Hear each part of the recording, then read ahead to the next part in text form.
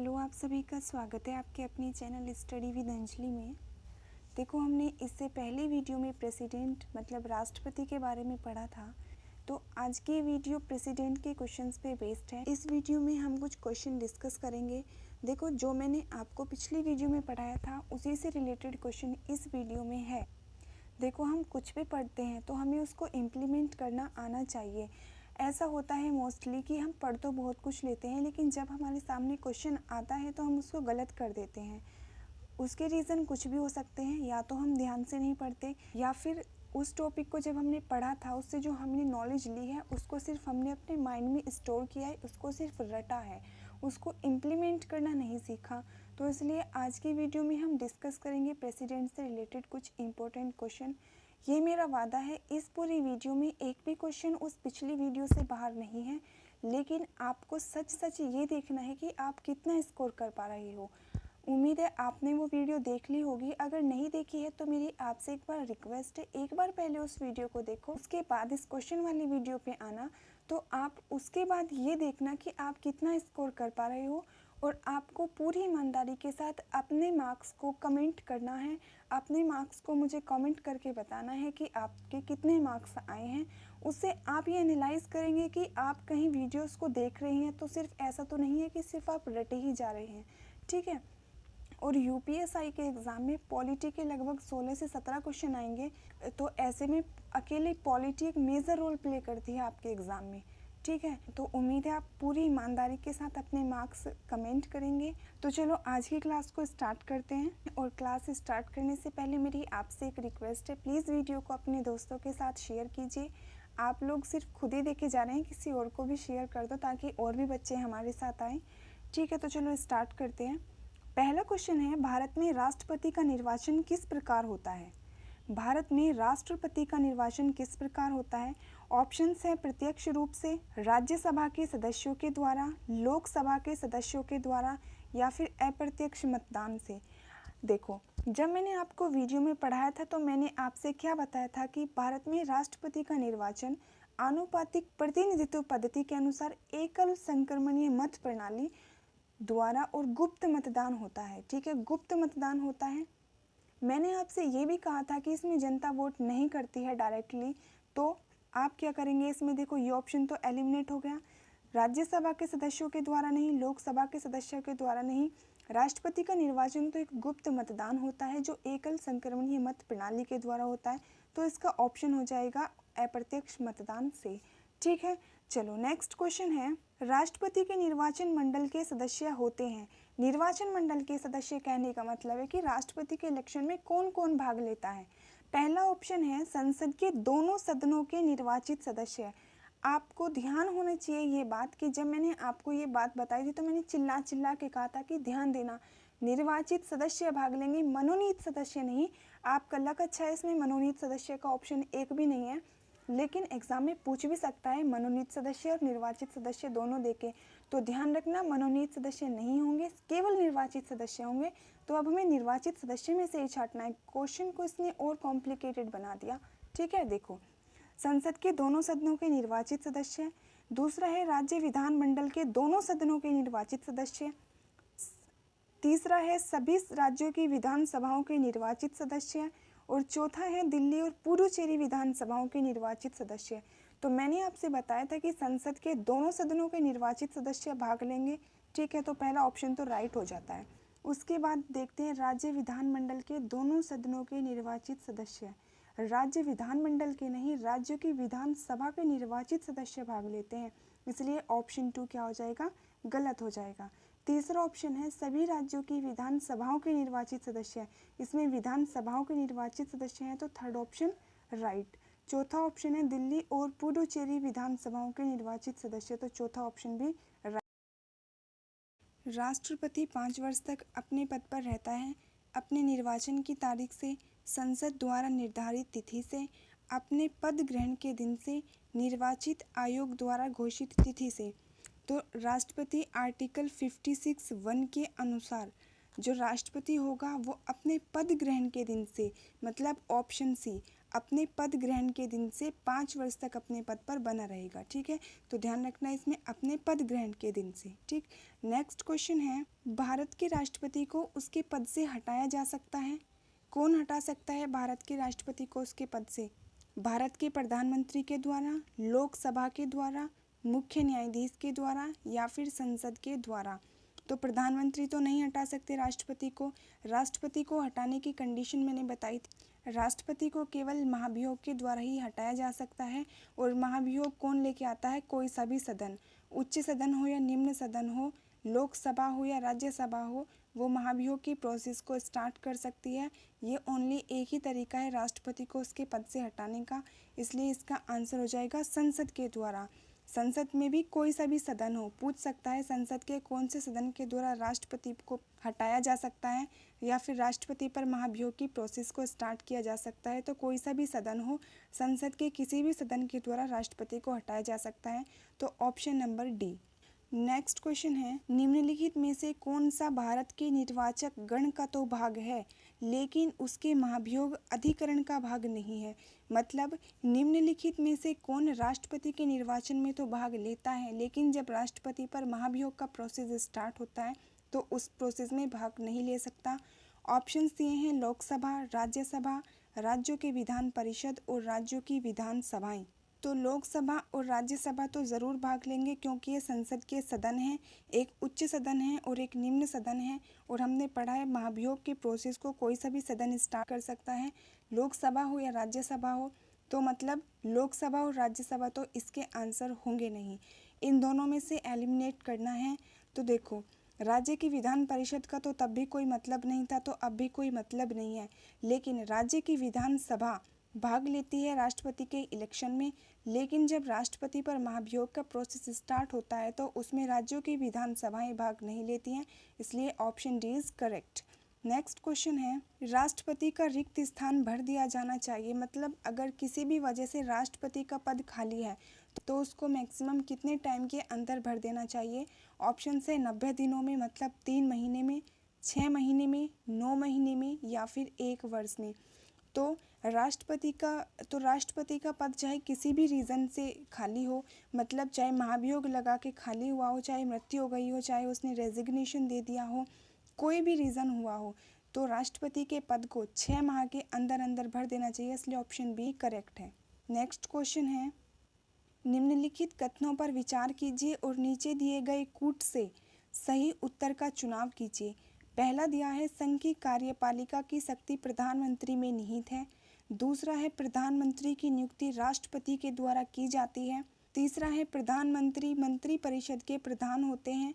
और चौथा है यह आवश्यक नहीं है कि नियुक्ति के समय प्रधानमंत्री संसद के किसी भी सदन का सदस्य हो। तो जब हमने डिस्कस किया था, हमने पढ़ा था कि संघ की कार्यपालिका की शक्ति राष्ट्रपति में निहित है और यहाँ पे क्या लिखा है? प्रधानमंत्री में निहित है। तो ये ऑप्शन तो सीधा सीधा कट हो जाएगा। लेक्चर के स्टार्टिंग में सबसे पहले यही बात पढ़ी थी कि संघ की कार्यपालिका की शक्ति राष्ट्रपति में निहित है, तो इसलिए यहाँ पे ये प्रधानमंत्री वाला ऑप्शन गलत हो जाएगा, इसलिए ऑप्शन 1 तो कट हो गया।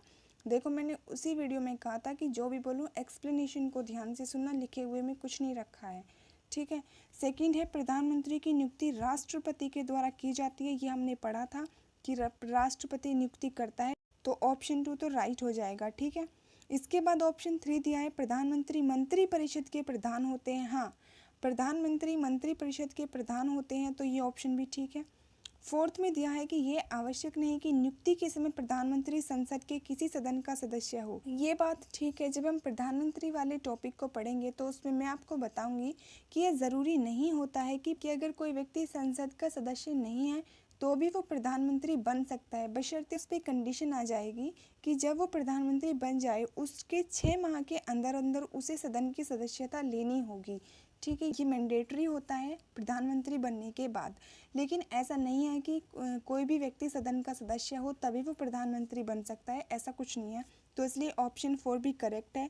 तो इसमें हमारा कूट कौन सा सही है? 2, 3 और 4, ऑप्शन नंबर सी सही है।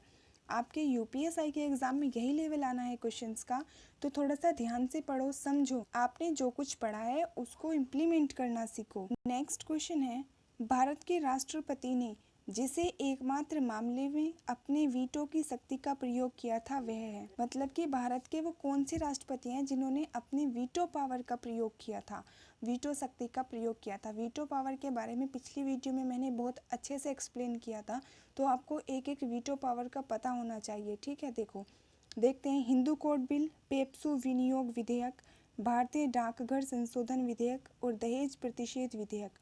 वीडियो में मैंने सिर्फ आपसे इन 4 ऑप्शंस में से एक ही ऑप्शन आपका पढ़ा हुआ लग रहा होगा, भारतीय डाकघर संशोधन विधेयक, यही मैंने वीडियो में डिस्कस किया था। इसके अलावा इन 3 में से कोई सा भी ऑप्शन मैंने पिछली वीडियो में डिस्कस नहीं किया था। तो इतना आइडिया आपको हो जाना चाहिए कि ऑप्शन 3 ही कहीं ना कहीं राइट है। ठीक है, ये तुक्का लगाने के तरीके होते हैं। तो वो कौन सा अधिनियम था जिस पे राष्ट्रपति ने अपनी वीटो पावर का यूज़ किया था? वो था भारतीय जेल सिंह ने। नाम भी ध्यान होगा आपको, ज्ञानी जेल सिंह ने। ठीक है, ज्ञानी जेल सिंह ने। ठीक है, इसका आंसर हो जाएगा option number C. Next question है, राष्ट्रपति द्वारा जारी एक अध्यादेश संसद के सत्र शुरू होने के बाद कितने समय तक रखा जाना आवश्यक है?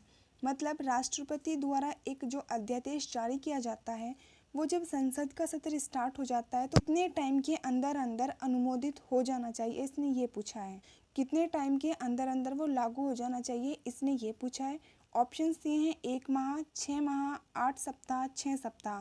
तो जब राष्ट्रपति कोई अध्यादेश जारी कर देता है तो संसद के सत्र के शुरू होने के 6 सप्ताह के अंदर अंदर उस विधेयक को प्रकाश में आ जाना चाहिए, उस विधेयक को अनुमोदित हो जाना चाहिए। ठीक है, तो इसलिए option number D. Next question है, भारतीय संविधान भारत के राष्ट्रपति को अधिकार नहीं देता है। ऑप्शन है प्रधानमंत्री की नियुक्ति का, राज्यों के मुख्यमंत्री की नियुक्ति का, रक्षा बलों का सर्वोच्च कमांडर होने का, देश के किसी भी भाग में आपातकालीन स्थिति लागू करने का। तो प्रधानमंत्री की नियुक्ति राष्ट्रपति करेगा, ये पढ़ा था, इसलिए ये ऑप्शन तो करेक्ट है। लेकिन इसने नहीं वाला पूछा है तो ये तो यहाँ पे हट जाएगा। राज्यों के मुख्यमंत्री की नियुक्ति, राज्यों के मुख्यमंत्री की नियुक्ति को तो राज्यों के राज्यपाल करेंगे, मतलब गवर्नर्स करते हैं, तो इसलिए इसका अधिकार राष्ट्रपति को नहीं है, तो ऑप्शन भी करेक्ट है। थर्ड ऑप्शन देख लेते हैं, रक्षा बलों का सर्वोच्च कमांडर होने का। पढ़ा था कि तीनों सेना मतलब कि जल सेना, थल सेना और वायु सेना का सर्वोच्च कमांडर राष्ट्रपति होता है, तो ये तो ऑप्शन करेक्ट होगा, इसलिए ये हट जाएगा। देश की, इसलिए ये भी नहीं। तो राज्य के राज्यपाल की नियुक्ति का अधिकार भारत का संविधान राष्ट्रपति को नहीं देता है, क्योंकि राज्यों के मुख्यमंत्री की नियुक्ति तो राज्यों के राज्यपाल गवर्नर्स करते हैं, तो ऑप्शन बी। नेक्स्ट क्वेश्चन है, निम्नलिखित भारत के राष्ट्रपतियों में से कौन दार्शनिक राजा अथवा दार्शनिक शासक के रूप में जाना जाता है? मतलब किस राष्ट्रपति को दार्शनिक राजा या दार्शनिक शासक कहा गया? ऑप्शन है doctor Radhakrishnan, doctor Rajendra Prasad, doctor Zakir Hussain, doctor Abdul Kalam. तो डॉक्टर राधाकृष्णन को भारत के दार्शनिक राजा या फिर दार्शनिक शासक के रूप में कहा गया। ठीक है, तो इसलिए ऑप्शन ए। नेक्स्ट क्वेश्चन है, भारत के पूर्व राष्ट्रपतियों में से कौन से बिहार के राज्यपाल रह चुके हैं? मतलब जो ये 4 ऑप्शंस दिए हैं इनमें से कौन बिहार के राज्यपाल रहे हैं राष्ट्रपति बनने से पहले? ऑप्शन है डॉक्टर राजेंद्र प्रसाद, ये खुद बिहार से थे, तो जिन्हें ये पता होगा कि ये बिहार से हैं तो वो इसी को करेक्ट करके आएंगे, लेकिन ये आंसर नहीं है। नेक्स्ट ऑप्शन है डॉक्टर शंकर दयाल शर्मा, डॉक्टर जाकिर हुसैन और वीवी गिरी। तो वो राष्ट्रपति जो पहले बिहार के राज्यपाल रह चुके हैं वो है doctor Zakir Hussain, option number C. ये सबसे पहले बिहार के राज्यपाल रहे, उसके बाद में फिर ये भारत के उपराष्ट्रपति बने और उसके बाद में फिर ये भारत के राष्ट्रपति बने। ठीक, तो ऑप्शन सी।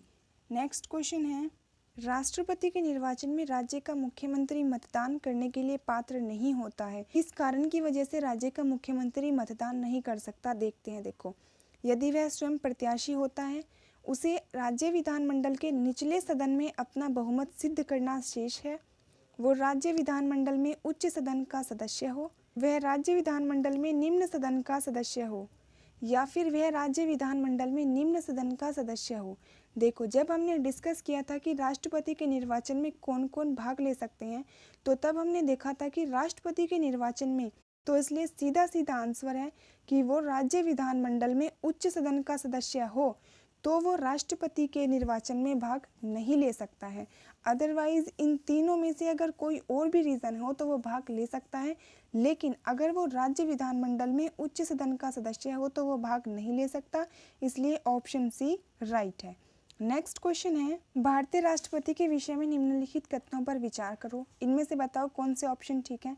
उसे भारत का जन्मा नागरिक होना चाहिए, दूसरा है उसे 35 वर्ष की आयु पूरी कर लेनी चाहिए, और तीसरा है उसे संसद का सदस्य निर्वाचित होने की योग्यता रखनी चाहिए। देखो, जब हमने डिस्कस किया था आपने एक बात पढ़ी होगी कि वो भारत का नागरिक होना चाहिए, सिर्फ भारत का नागरिक होना चाहिए। ऐसी बाउंडेशन नहीं है कि वो भारत में जन्मा नागरिक हो, तो इसलिए पहला ऑप्शन गलत हो जाएगा। दूसरा पॉइंट 35 वर्ष की आयु पूरी कर चुका हो, यह अच्छे से डिस्कस किया था, तो दूसरा ऑप्शन ठीक है।